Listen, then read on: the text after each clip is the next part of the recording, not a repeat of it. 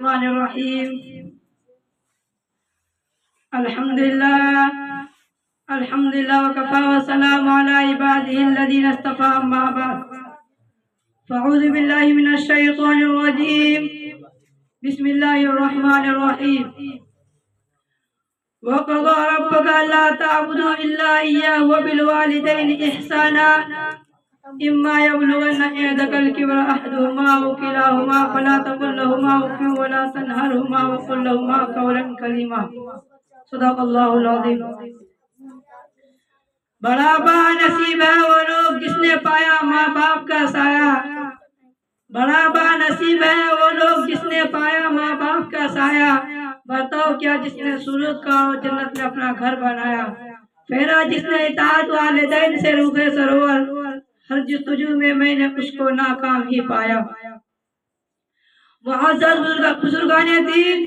اگرچہ اس وقت میرا بولنا مناسب نہ تھا، لیکن آپ حضرات کی محبت اور بڑوں کے حکم نے مجھے یہاں تک لا کر کھڑا کر دیا، اس لیے میں چند منٹ قرآن سنت کی روشنی میں آپ سے باتیں کروں گا۔ دعا کیجیے اللہ تعالیٰ مجھ کو ٹھیک ٹھیک کہنے اور ہم سب کو اس پر عمل کرنے کی توفیق عطا فرمائے،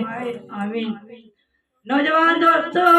محبوب قبلہ نبی آخر الزمان صلی اللہ علیہ وسلم کا فرمان ہے، من لم نشکر الناس لم نشکر اللہ، کہ جس نے لوگوں کا شکریہ ادا نہیں کیا اس نے اللہ کا بھی شکریہ ادا نہیں کیا۔ اس لیے میں سب سے پہلے ان لوگوں کا شکریہ ادا کرتا ہوں جن کی محنتوں اور مشقتوں اور نیک مشوروں نے مجھے یہاں پہنچایا، ہاں وہ لوگ والدین کی شکل میں ہو یا وہ لوگ اساتذہ کرام اور بزرگان دین کی شکل میں رونمائے ہوئے ہو، ہاں وہ لوگ منتظمین جلسہ کی شکل میں یہاں موجود ہو، میں سب کا تہ دل سے شکر گزار ہوں۔ حضرات گرامی، اس وقت معاشرہ جن برائیوں اور خرابیوں میں مبتلا ہے، ہر شخص ان کے مظلوم اور پراگندہ اثرات سے دوچار ہے۔ بزرگوں کے حالات پڑھ کر اور ان کی خوبیوں کو یاد کر کے لوگ آج خون کا آنسو بہا رہے ہیں، مگر غور کرنے سے معلوم ہوتا ہے کہ معاشرے کی یہ بے راہ روی خود بخود وجود میں نہیں آئی، بلکہ اس کے لانے میں معاشرے کا اپنا ہاتھ بھی ہے۔ اگر آج کا مسلمان اس تعلیم اور تربیت سے آراستہ کرتا ہے جس سے ہمارے بزرگوں نے اپنے اولاد کو آراستہ کیا تھا، تو یقیناً معاشرے میں بیماری آج جڑنا پکڑتی اور اولاد بھی والد کے گردن پر ہاتھ نہ ڈالتی اور معصوم ماں کو ظلم کا نشانہ نہ بناتی۔ آج بھی ہماری تمام تر بیماریوں کا علاج ہو سکتا ہے، بشرطے کہ ان مریضوں کو قرآن سنت کے دار الشفا کی طرف لایا جائے۔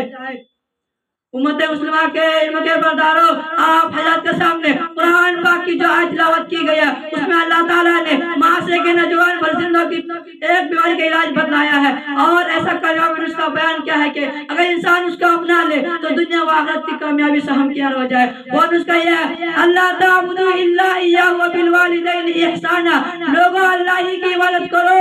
اور والدین کے ساتھ اچھا سلوک کرو۔ اور آگے فرمایا، اما یبلغن عندک الکبر احدہما او کلاہما فلا تقل لہما اف ولا تنہرہما وقل لہما قولا کریما۔ اگر تیری موجودگی میں ان میں سے ایک یا دونوں بڑھاپے کو پہنچ جائے تو ان کے آگے اب تک نہ کہنا اور نہ ڈانٹ ڈوٹ کرنا، بلکہ ان کے ساتھ ادب و احترام سے بات چیت کرنا۔ اور آگے والی آیت کے اندر بھی والدین کی خدمت اور دعائیں مغفرت کرنے کا حکم دیا گیا ہے۔ اب میں اسی بات پہ اپنا تقریر ایک اشعار کے ساتھ ختم کرتا ہوں۔ یا الہی آسیائے سے کبھی ہم نے کنارہ نہ کیا، یا الہی آسیائے سے کبھی ہم نے کنارہ نہ کیا، پر دل آزردہ تو نے ہمارا نہ کیا۔ ہم نے تو جہنم کی بہت کی تدبیر ہے لیکن تیری رحمت نے گوارا نہ کیا۔ وما علینا الا البلاغ۔